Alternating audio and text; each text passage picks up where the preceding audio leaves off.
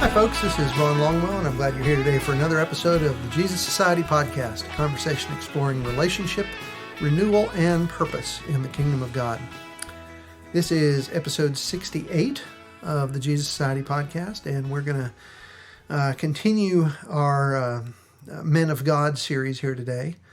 And we're doing this because I'm working through some of this stuff for me, right? So this is my journey into some of this, and it's also stuff that I see in most of the men I know. So today I want to talk about what boys need from their fathers, because what happens so often is we grow up without good fathers, and it impacts us the rest of our lives because we don't, and that sounds harsh. We grew up without good fathers. There's a lot of good fathers out there, but our fathers most of them they're broken too. And a lot of them, had less than desirable relationships with their fathers. We came through a period of time, I think on the heels of the Industrial Revolution, when, fathers left. Prior to the Industrial Revolution, everybody lived on, not everybody, but lots of people lived on family farms. And so you had families that lived together and worked together, and they were just around each other all the time. The Industrial Revolution saw a lot of men taken away from the family farm and moved into a factory, and they just weren't there every day. And on the heels of that, I think a lot of men started to see their job with respect to their families as my primary job is provider. As long as I make sure that there's a roof over my family's head and there's food on the table, I've done my job. That's all my family really needs from me. And so those guys, and the Depression was right early in the 20th century, and that exacerbated some of that stuff. I think this is what some of the reading I've done. I know some things. There's some of this I think is pretty true. And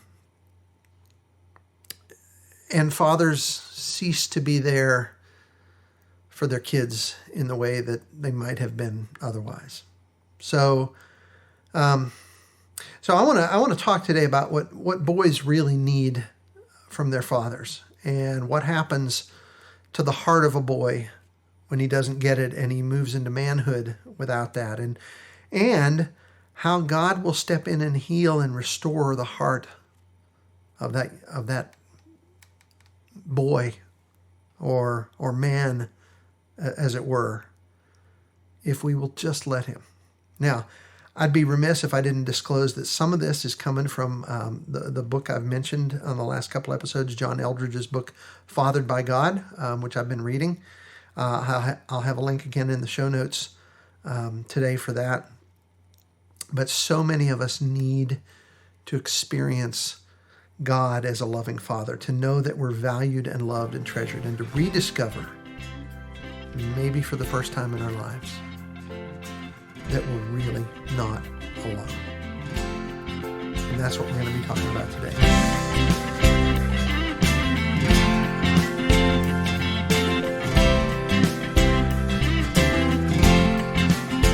Now, the boys, there's about 4 things that boys really, really need from their father. A lot of this comes in the first 10 or 12 or 13 years of their life. Some of it continues to come in adolescence, but there's about 4 things that boys really, really need from their dads. And if they don't get it from their dads, they're not going to get it probably. And some of these are real simple, right? And you're going to hear this and you're going to think, duh, well, yeah.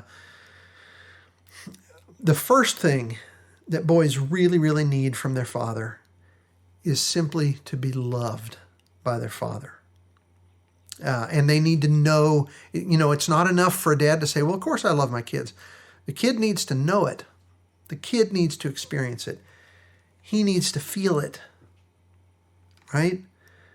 They need that. They need their father's love.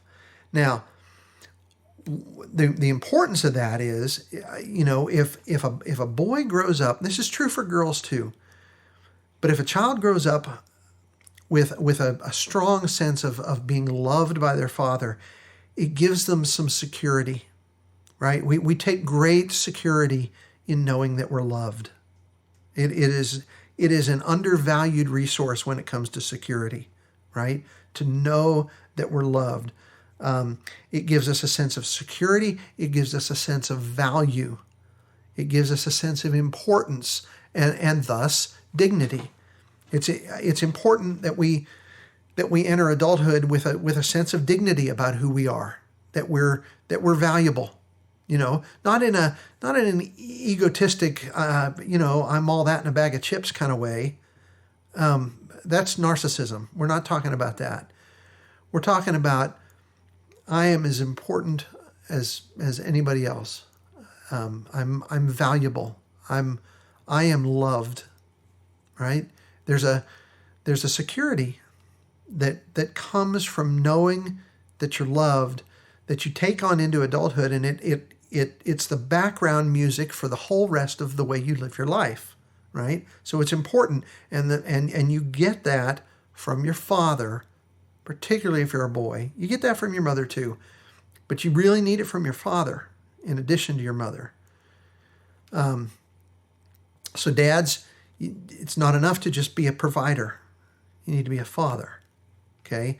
So but boys need that. They need to be loved. The second thing is they need, and this is similar, but it's deeper than this. They need to be prized by their father. Okay, not just loved, but prized. John Eldredge says it this way: this is more than just being loved in a generic sort of way.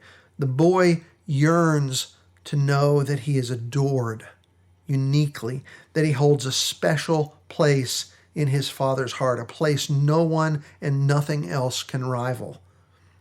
The son of my right hand, as Benjamin was called in Genesis 35, or the son of my delight, as Joseph knew when his father gave him that robe, that coat of many colors, right?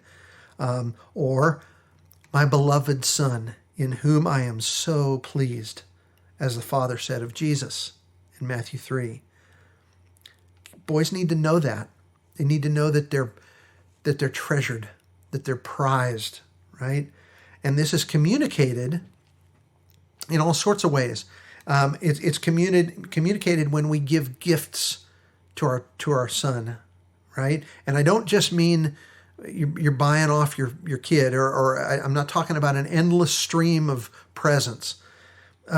Special gifts, right? A gift that says, you're going to love this, right? And that includes the gift of time, which says to the boy, I really want to be with you, okay?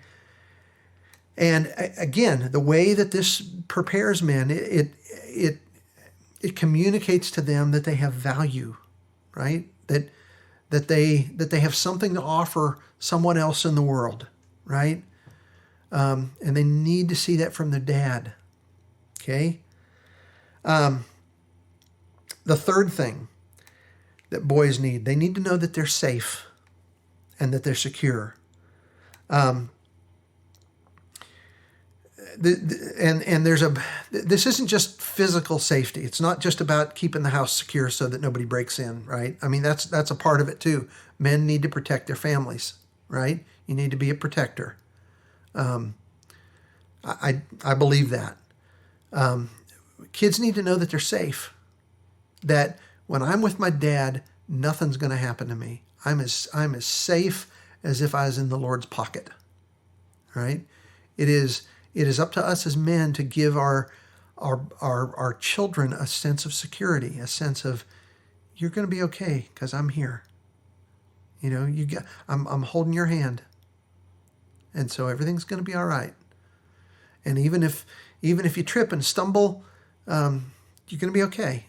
I'm here. I'm going to take care of you, right? It's not about just preventing anything from bad, because we get that idea sometimes, right? The helicopter parent business, where I'm going to just shelter my kid and just overprotect them so that they walk around in a bubble every day and nothing bad can ever happen to them. That's not real life. And that's not what we're talking about here. It's communicating to the kid through words and action and presence that you're safe. Even if you fall and break your arm, even if you fall out of a tree, or even if you wreck your bike. Nathan, my son, when he was young, he was roaring down the sidewalk in his bike and he lost control and rammed headlong into a brick wall, into a corner of a brick pillar outside the house. I wasn't there at the time. He came home. He came in the house, and his mama said that blood, head wounds bleed a lot, and blood was just pouring out of his head. She took one look at him and thought, "Oh my gosh, he's killed himself." Anyway, stuff like that happens, right? And your job is not to just insulate your child from every bit of discomfort. That's not realistic. But help them learn to face that. Help them to know that you're going to be okay. I'm here.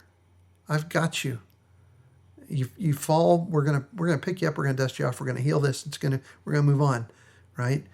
You're gonna protect your kids. You're gonna make them feel safe. Make them feel secure.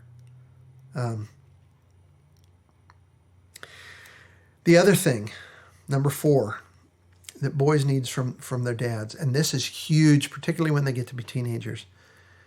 The big question, so in childhood, the big questions of a boy, which they don't even know to articulate, is, am I loved? Am I adored? Am I special? Am I prized? Right? The big question of a teenage boy is, am I good enough? Am I enough? Am I sufficient? Am I up to the task? Can I be trusted? Right? When Nathan, my son, was as a teenager, there was a stage he went through when all he wanted to know, everything was a line in the sand for him, and he wanted to know whether I trusted him. He wanted to do something big and important. Not save the world or anything, but little things that he felt like, this is important. I can handle this, and he wanted to know that I believed that he could handle it too. And for him, that was expressed in, don't you trust me? Don't you trust me? He asked me that all the time. And sometimes it was the case, it's not about trust. It's, there's other things. And I don't know that I handled that all the best way that I should have, looking back on it now. I probably should have let him fall flat in his face a few more times. But boys want to know, that, like, am I sufficient? Am I up to the task? Can I, and it comes out in doing things, to handle something or do something or be responsible for something, like to handle a power tool, by himself, to have some kind of responsibility that he perceives as important, to eventually to drive a car. Maybe at first it's driving the lawnmower. Can I handle a chainsaw? Am I up to the task? Can I do this? Can I handle that? Fathers, it's your job to give yourself a sense of, to give your son a sense of confidence, because that's what this is about. It prepares young men to be able to face life a little bit confidently and not be afraid of everything, right? I think sometimes we have young men now they're just afraid of everything. They're afraid to do this. They're afraid to try that. They're afraid to, everything, because they've never been allowed to. They've been insulated. So your job as a dad is helping your kids learn to be resilient, to learn to be confident. And the reason confidence is important is because if you don't know, life is tough and life is full of challenges. And your job is to raise sons, particularly daughters too. Daughters need confidence too. to raise them so that to believe that they can face life, they can face the things that life throws at them, right? And handle them, that they can stand up to it, to adversity, that they can do a task, that they can do a job, right? So all of these things together combine to prepare young men who are secure, strong, confident, and capable. Not arrogant, not prideful, not boastful, right? But strong. And this is not antithetical to kindness and mercy and good-naturedness, right? We live in a world where masculinity is, we talk about toxic masculinity now. Like being a man is wrong. Like being confident and strong is wrong. It's not. Men are supposed to be that way. And our job as fathers is to help prepare men that can face adulthood confident, that they can face up to the challenges of life, that they can stand up to an adversity, right? Men who don't have to take things from other people to make themselves feel good, right? They don't have to abuse others. They don't have to wonder about who they are because they're confident, they're secure. They know they're okay in who they are. They know they're capable. They know they can take care of things, right? That stuff is important. Now, what happens when boys reach adulthood and they don't have that? What happens is we've got men. This produces men who feel abandoned, alone, uncertain, and afraid. And that is not what men are supposed to be. That's not what men are supposed to be. It produces what Eldridge calls unfinished men. Boys walking around in men's bodies with men's responsibilities. Men who are insecure, fearful, uncertain. And those kind of men end up being men who are checked out a lot of times. They engage in the things that they can handle and avoid everything else. And the way this works out a lot is they pour themselves into work and into tasks and into recreation. And the hard, messy work of relationships and family, they check out of because they don't know how to handle that kind of stuff. That happens a lot. It's not true for every man, but it is for a lot of them. When boys become men who don't have those things that we talked about, a lie settles into their hearts. And the lie is this: you are on your own. You see, no one cares because you're not worth caring about. You are a boy without a father in a dangerous world, and you are utterly alone.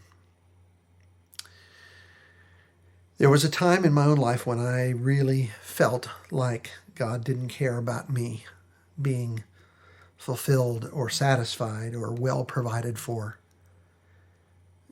We have this idea sometimes that the only thing God is interested in is that you behave, that you be good, that you follow the rules, that you hold up your end of the bargain. And beyond that, God doesn't really care about your well-being or anything like that. Eldridge says, a boy's heart is wounded in so many ways. He's wounded when he doesn't live in a world made safe by his father, when he's not free to explore and dare and simply be a boy, when he's forced to grow up too soon. He's wounded when he does have that world, but it ends with a sudden loss of innocence. And most especially, a boy is wounded to the core when he does not know that he is the beloved son. Sometimes the wounding is intentional.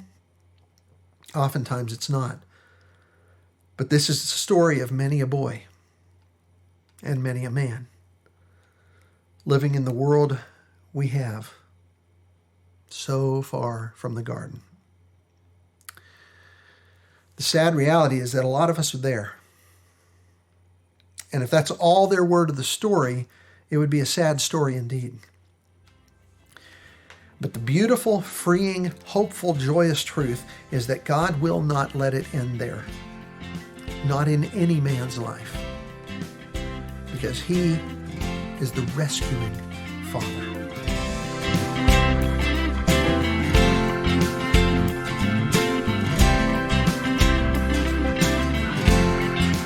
Now, that rescuing starts with us coming to see God as he really is, coming to believe what's true about God, to believe that he is who he says he is and not who we've made him into be, right? Remember what Jesus taught about the Father's heart in the parable of the lost son, or the parable of the prodigal son, we call it sometimes. Now, incidentally, I'm told, and I don't know if this is true or not, but I like the story. I like what it says. So I'm going to just go with it. I don't know if this is true, but I'm told that Christian Native Americans, or at least some Christian Native Americans, tend to refer to the parable of the prodigal son not as when we call it the parable of the prodigal son, we're focusing on the son. What I'm told is that some Christian Native Americans refer to that story not through the lens of the son, but through the lens of the father. And they call the parable Father Greatheart. I don't know if that's true, but I like it. I like it. So in the story, in the parable, if you don't know, if you're not familiar with the parable, it's in Luke chapter 15. You can go read it.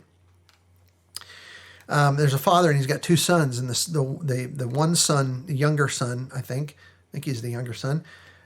He reaches kind of that age in life where he decides he wants to go do things his own way, and he's tired of living under his father's rule, and so he asks his father for his inheritance early. The father gives him the inheritance, and he takes off.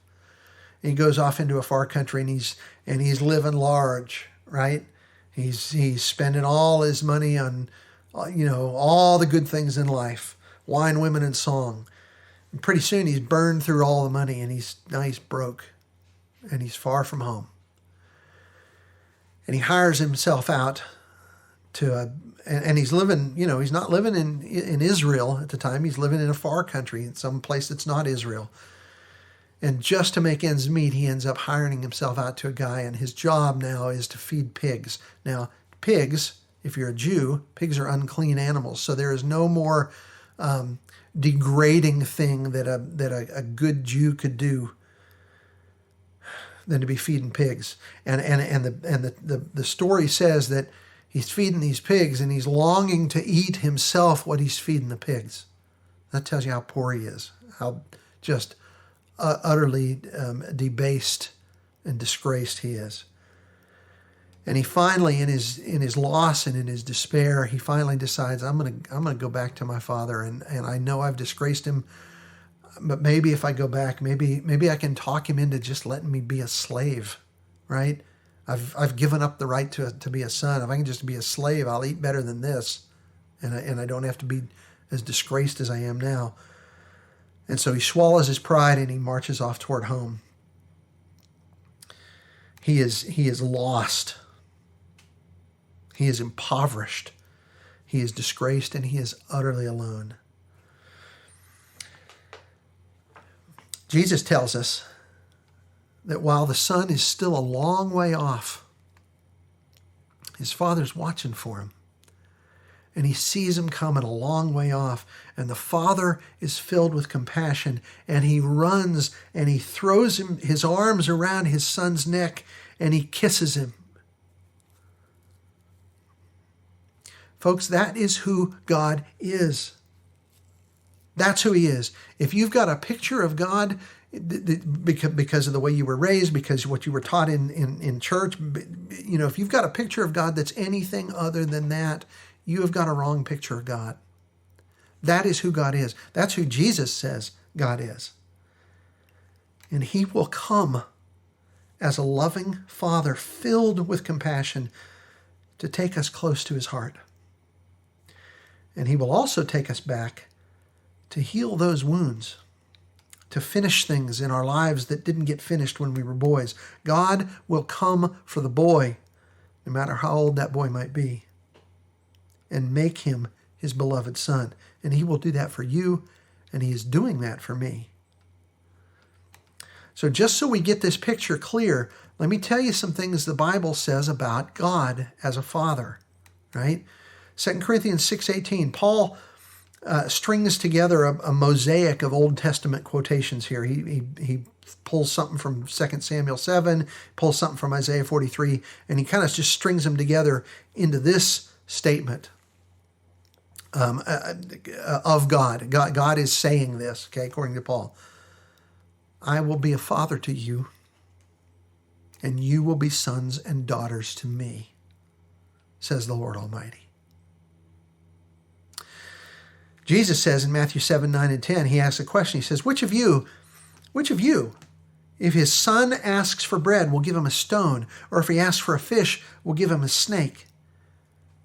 And the answer, of course, is no decent father would do such a thing. Like, can you imagine? Your son comes to you and says, hey, I'm hungry. Can I have some bread? Yeah, here's a stone.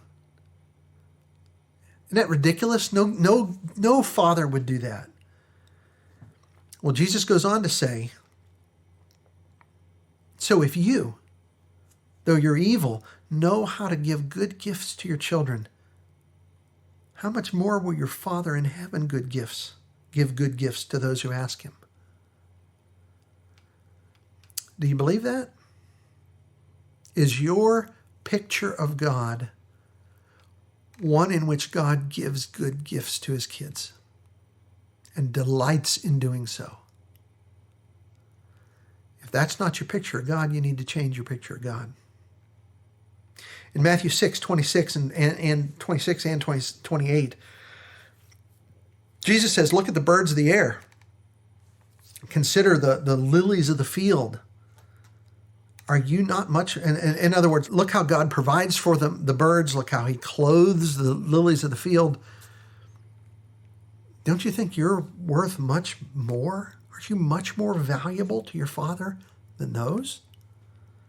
If he takes care of the birds, won't he take care of you? If he clothes the lilies of the field in such glorious, beautiful splendor, don't you think he'll do that for you? You're worth more than a lily. In Matthew 18, verse 12, he says, what do you think? If a man owns 100 sheep and one of them wanders away, won't he leave the 99 in the hills and go look for the one that wandered off? Well, wouldn't he? Of course he would. And Jesus says, if he finds it, I tell you the truth, he will be happier about that one sheep than about the 99 that didn't wander off. And then he says this, he says, in the same way, your Father in heaven is not willing that any of these little ones should be lost. Jesus is painting a picture here of a loving, rescuing Father. That's the picture of God you need to have in your head. Jesus could not be any clearer. And even if you're listening to this and you're sitting there and you're struggling to accept this for you, if you're hearing this and you're just struggling to think, I wish, I'd like to believe that's true, but I just don't know. You really do have a good Father who loves you and who wants good things for you. And don't be too quick when I say that to try to redefine good things as only spiritual things, as though the only thing God's really concerned with is your ability to live up to his plan. Well, if I ask God to, help me be a more spiritual person, he'll answer that prayer because that's what he wants. But if I ask him to, do something else, give me a better job, that's not a spiritual thing. He's not interested in that. Don't do that. Don't you dare do that. Don't try to redefine good things as only spiritual things. The Old Testament says it this way. This is Jeremiah 31, verse 20. And I'm quoting this out of the Message because I like the way it says this. So Ephraim, he's going to mention Ephraim here. Ephraim is a code name for Israel. Like it's another name for Israel. Okay. So Jeremiah 31:20, God says, "Oh, Ephraim is my dear, dear son, my child in whom I take pleasure. Every time I mention his name, my heart bursts with longing for him. Everything in me cries out for him. Softly and tenderly I wait for him." That's God talking about his children. So do this. Take out the name Ephraim and put your own name in that sentence and read it. And imagine God saying that about you. "Oh, Bob, John, Quincy, Kevin, Nate, whatever your name is, Ron, you are my dear, dear son, my child in whom I take pleasure." Guys, God's heart is bursting and longing for you. He's proud of you, not because you've always done everything perfectly, but his heart is bursting with pride for you. That's the message of Jesus. There is a good and loving Father who cares so deeply and passionately for you. He yearns to be your Father now, and he will draw near to you if you let him, if you open yourself up to him. No matter how old we are, our true Father wants us to experience being his beloved sons and all the joys of boyhood that go with it. But here's the thing. It requires us to open our hearts. And if we do that, it's going to take us back into some of our deepest wounds and the cynicism and resignation that shut our hearts down a long time ago. That's where God wants to do some work. And he does this so that he might bring his love and healing to the fatherless boy within us. The boy that still needs to know that you are the beloved son. So do this. Talk to God about all this. And maybe pray a prayer, something like this. Father, what did I miss growing up? Show me what I missed. I'm struggling here to see myself as beloved. So even after all these years, come to me, Father, in this place where I am today. Speak to me. Show me who you really are.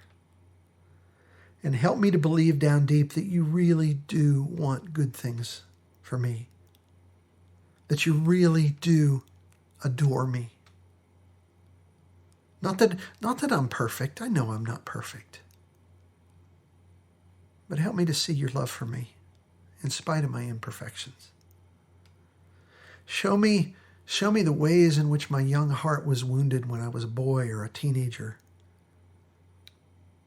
And then heal my wounded heart and lead me to the place that I can rest secure in your love.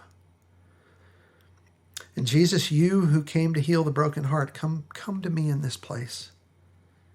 Heal this stage in my life and restore me as the beloved son. Be my Father and father me here where I am right now. Talk to God and pray something like that. Make it your own. Make it your own words.